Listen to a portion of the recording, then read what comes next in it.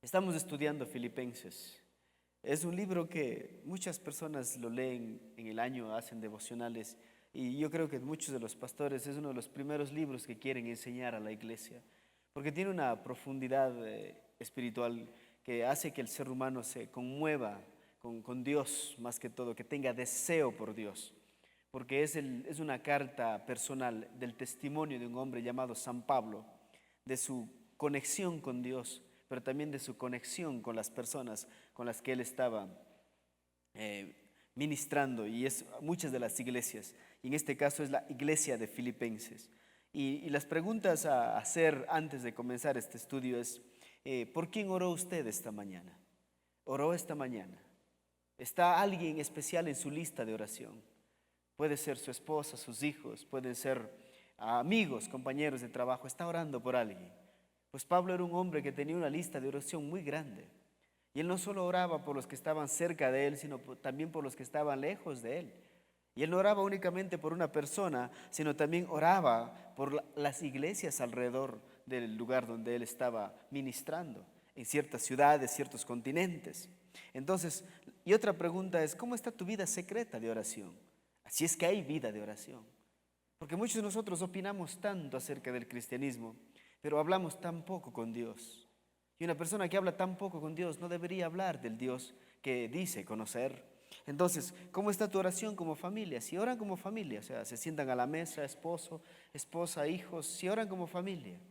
Si hemos desechado a la oración de nuestra vida de familia, prácticamente hemos desechado a Dios, aunque estemos teniendo tiempos de oración secreta. ¿Cómo está tu vida de oración en la vida de la iglesia? ¿Eres parte del grupo de oración o solo quieres venir a servir en la iglesia? Si no estás orando, deberías pensar bien si quieres servirlo. Porque la iglesia es un lugar donde que los hombres de Dios se levantan a través de la oración. Son fuertes, son grandes, porque oran juntos. La oración genera unidad espiritual. Y mucha gente dice queremos unidad, pero nunca va a haber unidad a menos que vengas a orar con la gente que está en este lugar sirviendo a Dios. Las oraciones de Pablo son concretas, nunca son vagas, son concretas. Las oraciones de Pablo no son superficiales, no son palabras que nosotros repetimos. Las oraciones de Pablo siempre están conectadas con la situación. Él sabe lo que está pasando y por eso sabe por qué orar. Algunos no sabemos ni por qué orar. Las oraciones de Pablo tienen un toque especial del cielo. Parece que Dios y él están tan cerca que sus oraciones son una conversación. Son que él cree que alguien le está escuchando. Él está convencido de que alguien está recibiendo lo que él dice. Las oraciones de Pablo también marcan la espiritualidad de la iglesia del Nuevo Testamento, porque la iglesia estaba marcada por una cosa en particular y era la oración. Si eran fuertes, si eran grandes, si eran valientes, si conquistaban ciudades, si predicaban en otros continentes, era porque oraban. Era un pueblo que oraba y oraba porque el hombre que estaba comenzando la iglesia era un hombre de oración. La pregunta es, ¿por qué devorar? Se pregunta la gente. ¿Para qué devorar? ¿De verdad Dios me escucha? Hay mucha gente que vive ya decepcionada de la oración. Cristianos que ya dicen, no, yo he orado ya 20 años, ¿para qué orar más? Dios nunca ha respondido a mis oraciones. Y esta noche te voy a enseñar dos cosas antes de comenzar a leer el texto de Filipenses. Dos maneras erróneas de orar que tenemos los seres humanos. Número uno es la manera religiosa en la que oramos. Tenemos una manera religiosa de orar.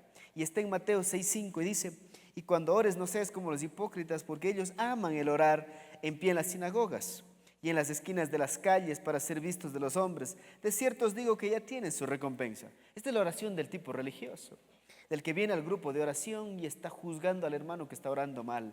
Y mientras llega hacia él el turno de orar, él está fabricando unas frases tan especiales. Y cuando la gente dice amén, su orgullo crece dentro de sí. ¡Wow! Estoy orando de una manera asombrosa. Trata de impactar a la gente con su verbo, con sus palabras, con sus frases religiosas bien estructuradas. De repente ese tipo de cosas en nuestro corazón, o es una oración genuina como la de un niño, que no está preocupado si la gente que está alrededor le escucha, sino si Dios está escuchando nuestra oración. Hay otro tipo de oración que es la oración secular. Y usted se pregunta, ¿cómo es que puede ser hecha una oración secular dentro del ámbito espiritual? En Mateo 6:7 dice, y orando no uséis vanas repeticiones como los gentiles, que piensan que por su palabrería serán oídos. Aquí están los gentiles, ellos nada tienen que ver con Dios, pero también oran. ¿Y quiénes son los gentiles? Usted ve a los deportistas en el estadio, al entrar, se agachan, se persignan. Piensa, eso no significa que tengan una relación con Dios ellos. Es una cábala para ellos. Sacan la camiseta y dicen, soy cristiano. Eso no significa que tengan una relación con Dios. Cualquiera puede decir, Dios mío, sálvame, cuando está a punto de morir. En un avión a punto de caer no existe ateos. Todos ellos están orando, pero eso no significa que tengan una relación cercana con Dios. Entonces lo que Pablo nos va a enseñar esta noche es a tener una relación personal con el Señor, cercana con Él, a través de la oración. La primera iglesia era poderosa e influyente porque oraban y sabían cómo orar. Ellos sabían cómo orar y no solo oraban, conocían al Dios al que estaban orando. Nosotros dejamos de orar cuando ya nos hemos decepcionado de nuestra relación con Dios o tenemos una idea muy vaga de Dios y pensamos, ese Dios ya está lejos de mí. Pero cuando yo le conozco a Dios, yo quiero hablar con Él constantemente, directamente. Y mira lo que hace Pablo en el verso 9, dice, y esto pido en oración. Él va a hacer 4 pedidos por la iglesia al Señor. Él dice, yo quiero ver estas 4 cosas en la iglesia de Filipos. Que vuestro amor abunde aún más y más en ciencia y en todo conocimiento.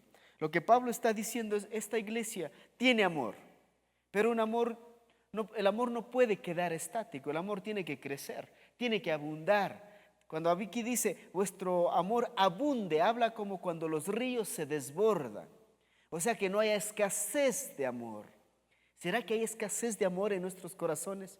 Por Dios, por los hermanos, por los perdidos. Hay una escasez de amor por los perdidos, por el servicio, por la obra de Dios. Ha escaseado ese amor. Hay cristianos vacíos de amor por las cosas de Dios. De tal manera que ellos lo único que dicen, voy a cumplir con el domingo en ir a escuchar un mensaje y nada más. Pero Pablo dice, yo quiero que vuestro amor abunde, se expanda, se desborde. Juan 13:35 dice, en esto conocerán todos, no algunos, todos que sois mis discípulos, si tuvieres amor los unos por los otros. Aquí está hablando de nuestras relaciones interpersonales basadas en un amor no humano, sino amor divino. Pablo ora para que los cristianos se amen, se lleven bien, caminen en función del amor. Romanos 5:5 dice, y la esperanza no avergüenza porque el amor de Dios ha sido derramado en nuestros corazones por el Espíritu Santo que nos fue dado. Mucha gente dice, qué difícil amar a esta persona, qué difícil amar a Dios en esta situación. Pero Romanos dice que Dios ha derramado en nuestros corazones abundancia de amor por el Espíritu Santo. El problema es que nosotros no abrimos el dique para que el amor de Dios salga de nosotros, porque vivimos amando con nuestro amor. Nuestro amor ha opacado, lo tiene como encerrado, embodegado el amor que Dios ha derramado en nosotros por el Espíritu Santo. Porque nuestro amor es un amor egoísta, es un amor de esos que dicen, yo voy a sentirme bien haciendo esto, si es que tú me haces sentir bien porque hago esto. Y eso ocurre constantemente en todas las áreas de nuestra vida y especialmente dentro de la iglesia. Mateo 5:43 dice, oíste que fue dicho, amarás a tu prójimo y aborrecerás a tu enemigo. Dice, qué lindo, oíste, yo puedo aborrecer a mi enemigo. Pero Jesús fue más allá que San Pablo incluso y dice, pero yo os digo, amad a vuestros enemigos. Entonces lo que Pablo está pidiendo por la iglesia es que se manifieste el amor de Dios en la vida de ellos. Que no solo sean capaces de amarse como hermanos, sino que sean capaces de amar a aquellos que le han hecho daño. Ese es un enemigo.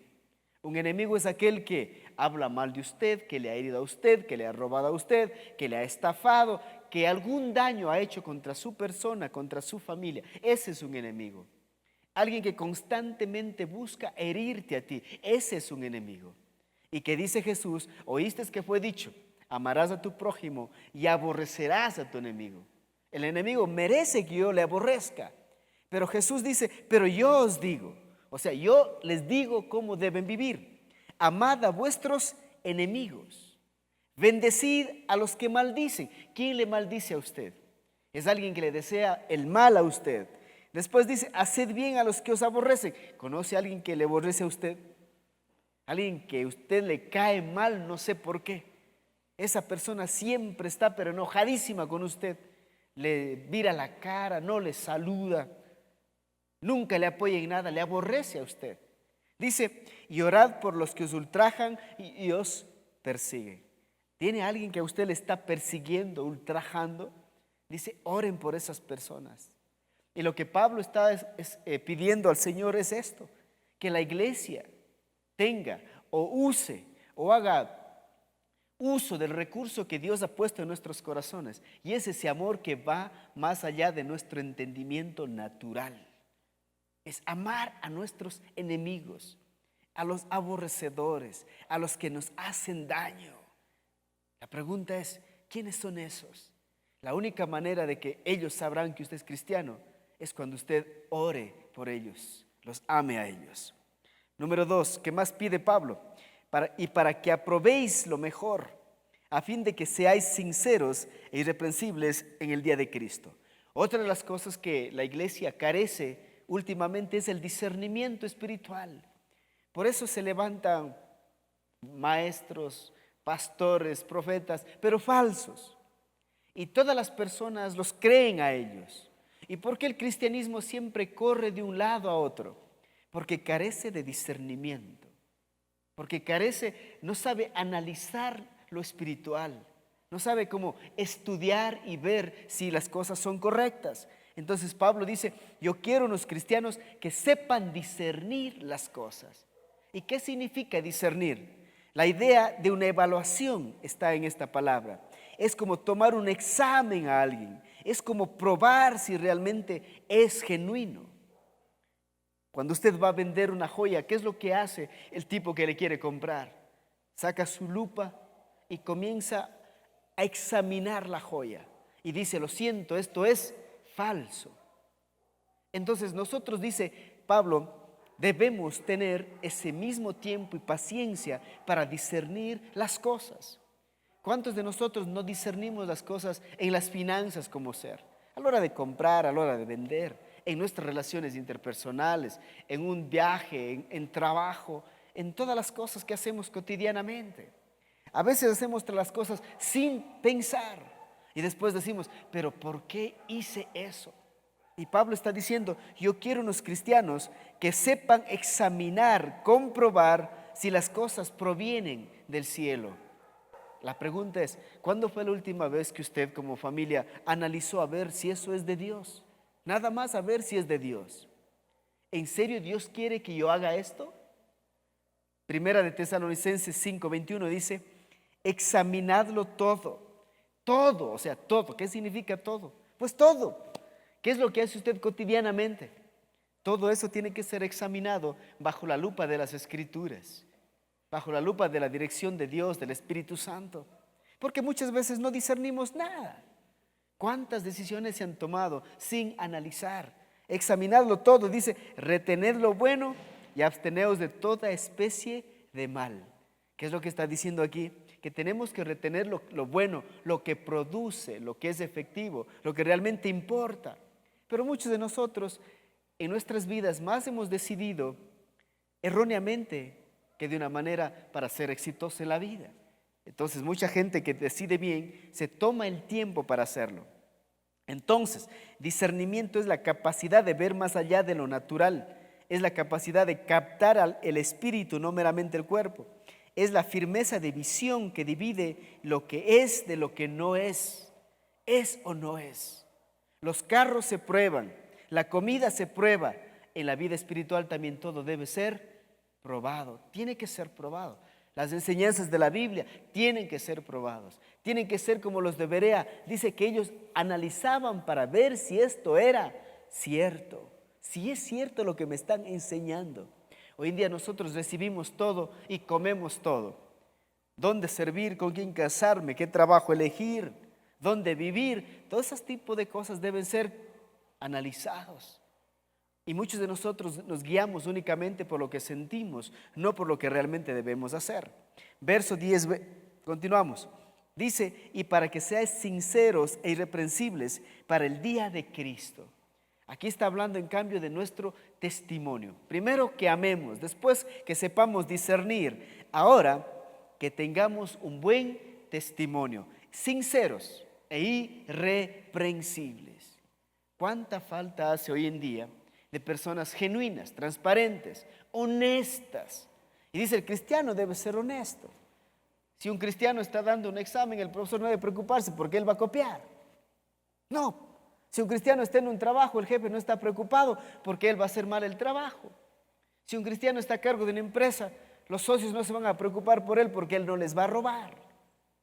Si usted está hecho cargo de un ministerio, no debe haber preocupación de que usted va a robar, mentir, hacer malas cosas. ¿Por qué? Porque caminamos en función de otros principios. Que nosotros seamos, que dice, sinceros e irreprensibles. Que no tenga nadie nada que decir en contra de nosotros. La palabra sinceros viene de una palabra griega que significa eilikrines, que significa sol y juzgar. Ser juzgado bajo la luz del sol, no en la oscuridad. Como decir ustedes, sacar los cueros al sol a ver cómo estamos. Si nosotros analizáramos nuestro testimonio o hiciéramos una investigación, una encuesta, a su esposa pregúntele, ¿en serio tengo el carácter de Cristo? ¿En serio cada día en mi casa soy más como Cristo? En serio pregunte a sus hijos si usted parece un hombre de Dios. La Biblia dice, Pablo escribe, dice, una vida sin ser analizada no es digna de ser vivida. No es digna de ser vivida. Hay que analizar constantemente si mi vida está en el camino correcto. Dice, no seáis necios sino sabios. Sino sabios. El necio decide en función de lo que siente, de las circunstancias. Viene la oportunidad y lo toma, pero no discierne. Y entonces daña su testimonio. Entonces, amigos, Pablo anhelaba que sus lectores estuvieran correctamente relacionados en plena comunión con Dios, que sepan discernir lo que es correcto y que den un buen testimonio en el lugar donde ellos estaban viviendo. Lo que Pablo está pidiendo es un cristianismo auténtico en un mundo superficial. Hoy en día vivimos en tiempos de mucha oscuridad en nuestra sociedad, de mucha corrupción. Vivimos en un tiempo donde todo el mundo parece que está haciendo lo incorrecto. Y en ese mundo nosotros tenemos que decidir en función de lo que es correcto. Y no es fácil, porque hacer lo correcto a veces cuesta, toma más tiempo. Uno estudia 4 días, el otro va y no estudia, no, saca la polla y saca 30 sobre 30. Y tú le ves copiar y dices, Dios, y yo apenas saqué 15. Pero prefiero sacar 15 haciendo mi esfuerzo que sacar 30 copiando, ¿me hago entender? De eso está hablando aquí San Pablo, de vivir de esas circunstancias. Entonces, voy a contarles una historia de la honestidad que a mí me ha ayudado mucho en estas últimas semanas, porque siempre uno está tentado a copiar aunque no lo crean. Y mucho más cuando tiene la tecnología y la habilidad. Pero mira lo que dice aquí esta historia. Por eso Pablo me va trabajando como ahí mismo, digo este mensaje 2 veces seguidas y les cuento esta historia, les voy a leer. Mira lo que dice. En un pueblo lejano, el rey convocó a todos los jóvenes a una audiencia privada con él, en donde les daría un importante mensaje. Muchos jóvenes asistieron y el rey les dijo, os voy a dar una semilla diferente a cada uno de vosotros. Al cabo de 6 meses deberán traerme en una maceta la planta que haya crecido, y la planta más bella ganará la mano de mi hija. ¿Qué le parece? Es sencillo, ¿sí o no? Maceta, planta, cuidar, y me caso con la princesa. Así se hizo, pero había un joven que plantó su semilla y ésta no germinaba. Mientras tanto, todos los demás jóvenes del reino no paraban de hablar y mostrar las hermosas plantas y flores que habían sembrado en sus macetas. ¡Wow! La planta estaba creciendo. Y continúa. Llegaron los 6 meses y todos los jóvenes desfilaban hacia el castillo con hermosísimas y exóticas plantas. El joven estaba demasiado triste, pues su semilla nunca germinó. Ni siquiera quería ir al palacio, pero su madre insistía en que debería ir, pues era un participante. Él debía estar allí, con la maceta vacía. Usted diría, pero continuemos. Baja, con su cabeza baja y muy avergonzado, desfiló al último hacia el palacio con su maceta vacía. Todos los jóvenes hablaban de sus plantas y al ver a nuestro amigo soltaron en risa y burla. Y en ese momento el alboroto fue interrumpido por el ingreso del rey. Todos hicieron su respectiva reverencia mientras el rey paseaba entre todas las macetas, admirando las plantas. Finalizada la inspección, hizo llamar a su hija y llamóle de entre todos al joven que llevó su maceta vacía. Atónitos todos estos esperaban la explicación de aquella acción. El rey dijo entonces: este es el nuevo heredero del trono y se casará con mi hija, pues todos ustedes se les dio una semilla infértil y todos trataron de engañarme plantando otras plantas. Pero este joven tuvo el valor de presentarse y mostrar su maceta vacía, siendo sincero, real y valiente, cualidades que un futuro rey debe tener y que mi hija merece. Eso es lo que Dios quiere de toda su iglesia. Los otros pueden vivir afuera presumiendo ser algo, pero lo que Dios quiere es autenticidad, que seamos genuinos. Es como la higuera que era grande, muchas hojas, y Jesús fue a buscar fruto, ¿y qué encontró? Nada. Podemos parecer, pero no ser. Y Jesús está buscando cristianos genuinos. Pregúntele a su esposa, ¿de verdad soy un hombre de Dios? Pregúntele a su esposo, ¿soy una mujer de Dios? ¿Crees que la gente puede impactarse con mi forma de vida? ¿Cree que los que están a nuestro alrededor pueden realmente decir que somos cristianos? Son preguntas que debemos hacernos constantemente como hijos de Dios y entre nosotros. Y ser sinceros a la hora de respondernos. Pregúntele a su amigo, ¿crees que estoy actuando como cristiano? Y si el amigo es sincero y el amigo te ama, va a decir, hermano, no, porque estás bebiendo, estás con 3 chicas, vives haciendo las cosas que no agrada a Dios, eso no está bien. Eso es analizar. Y Pablo está orando de que una iglesia sea genuina. Para concluir, verso 11. ¿Y qué más debe haber en la iglesia? Y llenos, dice aquí, llenos, no vacíos. Parece que vivimos en una generación de cristianos súper vacíos. Parece que no hay contenido en el cristianismo. Hay un cristianismo muy líquido. ¿Y llenos de qué? Llenos de ira, de resentimiento, de odio, enojados con todo el mundo. No, y llenos de frutos de justicia. Porque hay cristianos que sí nos enojamos, estamos llenos de cosas malas, que son por medio de Jesucristo para gloria y alabanza de Dios.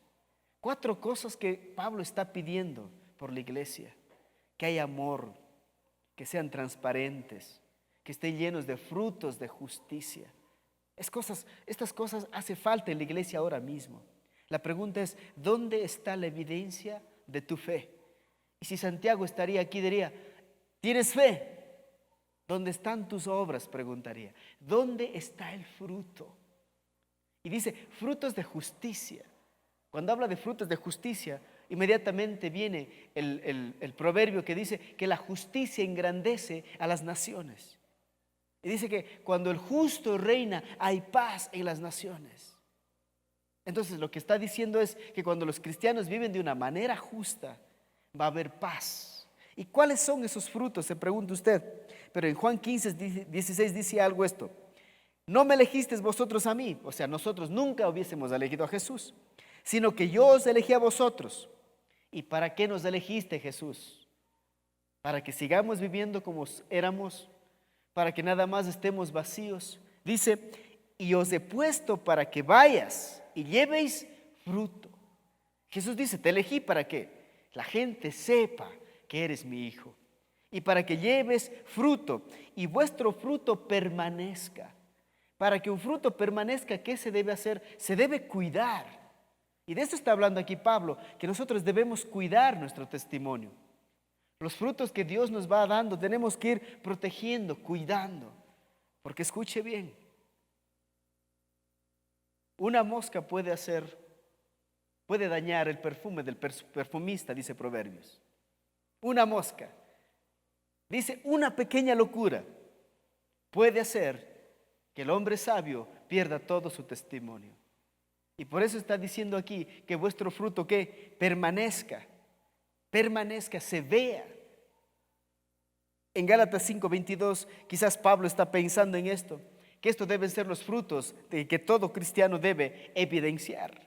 Mas el fruto del Espíritu es, dice, amor, es gozo, es paz, paciencia, benignidad, bondad, fe, mansedumbre, templanza. Contra tales cosas no hay ley. Este fruto del Espíritu, vivido, ejecutado en la vida de nosotros, ¿sabe lo que haría con su corazón y el corazón de aquellos que están a su alrededor? Lo que haría con todos nosotros. Dice, el fruto del Espíritu es amor. Hoy en día muchas personas dicen, yo amo, te amo, no me expresas amor, pero ¿de qué amor está hablando aquí Dios? El problema nunca ha sido el amor, porque también decimos, ya se acabó este amor mío por el hermano. El problema no es el amor, nunca ha sido el problema el amor. El problema somos los seres humanos que no sabemos amar. Mucha gente dice, se acabó el amor nunca se acaba. Otra gente dice, el amor es una decisión. No, el amor no es una decisión. El amor es un mandamiento. Porque el Señor dijo, amarás al Señor tu Dios con todo tu corazón, con toda tu alma, con toda tu mente y con todas tus fuerzas. Y al tipo que está sentado a tu lado, como a ti mismo. Entonces usted no puede decir, yo voy a amar a mi hermano Juanito, a mi hermano Pepito, pero a la hermana María no le voy a amar. Porque el amor es un mandamiento. Y entonces mucha gente piensa, ¿en serio? Sí. Dice, yo cumplo con todos los mandamientos. No, cumple con ese más importante. Y si tú amas de esa manera, ¿qué vas a tener? Fruto de amar a los enemigos. ¿Qué hay en tu corazón? Hay gozo. ¿Qué más hay? Hay paz. Pero si no hacemos el primero, todos los demás no pueden florecer, producir. Porque el amor hace que yo viva gozoso. Amo a esa persona. ¿Y el gozo qué produce en mí? Produce paz, porque estoy alegre, ¿no? Después dice, paciencia. También me hace ser ¿qué? Paciente, controlar la situación. Después me lleva a ser benigno, a ser bondadoso. Pero el fruto que llama la atención aquí es la fe. La pregunta es, ¿cómo está tu fe? ¿Puedes dar testimonio de tu fe esta noche o alguien mañana? Testimonio de cómo Dios ha usado tu vida en este aspecto de la fe. Abraham era un hombre que mostró fruto de fe. El Señor dijo, deja tu tierra y vete a otro lugar al que yo te voy a mostrar. ¿Y qué hizo él? Obedeció.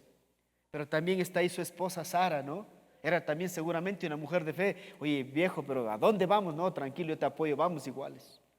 Porque los dos tienen que trabajar cuando habla de la fe de Abraham. Ella fue con él también. Y podemos hablar de muchos hombres de fe. Después habla, dice, la mansedumbre. Habla aquí, podemos poner aquí a Moisés.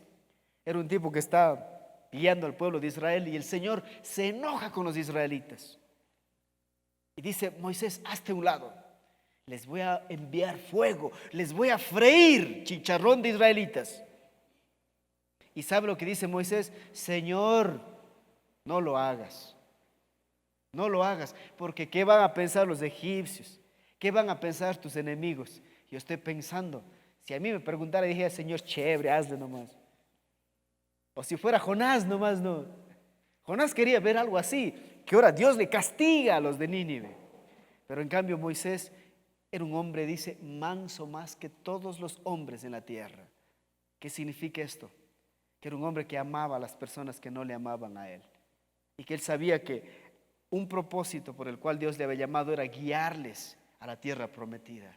Concluyamos, amigos. Para dar fruto, ¿qué debe pasar con nosotros? Tenemos que morir. Y no es fácil morir, amigos. Y mucho más cuando te tocan el orgullo, el ego, cuando no quieres perder, cuando las cosas deben salir a tu manera. Solo hazte esto, hermano. Anda a una reunión donde todo el mundo haga lo que no te parece a ti. Si te enojas, es que todavía estás vivo.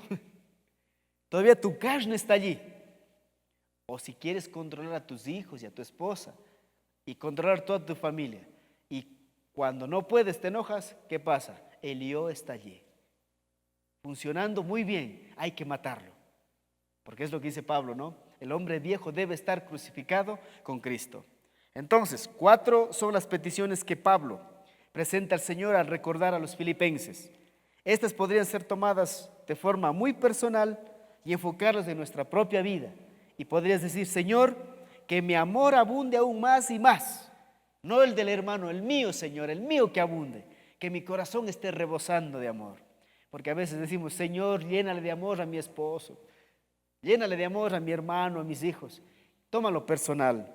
Número 2, que apruebe lo que es lo mejor. Muchas veces nosotros vivimos, Señor, que este hermano decida sabiamente. ¿Por qué no oramos? Señor, ayúdame a decidir lo que es mejor. Ayúdame. Número 3, que sea sincero e irreprensible para el día de Cristo. Que yo dé un buen testimonio, Señor. Porque a veces oramos, Señor, que los cristianos den buen testimonio. No, yo quiero dar buen testimonio, Señor.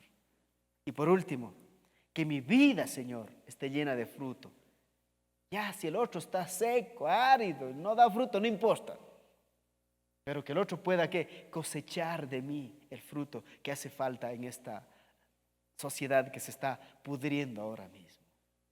Así es que vamos a ponernos de pie y orar. Señor, muchas gracias por esta noche. Gracias por el privilegio que nos das de ser instruidos, desafiados. Padre, que nuestro corazón haya sido tocado esta noche para seguir el ejemplo de Pablo, Señor, de orar por tu iglesia, de tomarlo de una manera personal cada principio que estudiamos, Señor. Y yo te pido, Señor, en el nombre de Jesús, que ese amor del cual Pablo está hablando, también en esta iglesia abunde, Señor. Que en esta iglesia, Señor, se levanten hombres sabios a decidir lo que es correcto, Señor. Hombres que sepan decidir en función de lo que te agrada a ti, en tu voluntad, Señor. Y ayúdanos, Padre, a dar frutos de justicia y que el mundo pueda ver en nosotros esperanza, que pueda ver en nosotros paz, que podamos ser esa luz en medio de la oscuridad. Bendice esta iglesia, mi Dios, en el nombre de Jesús. Amén.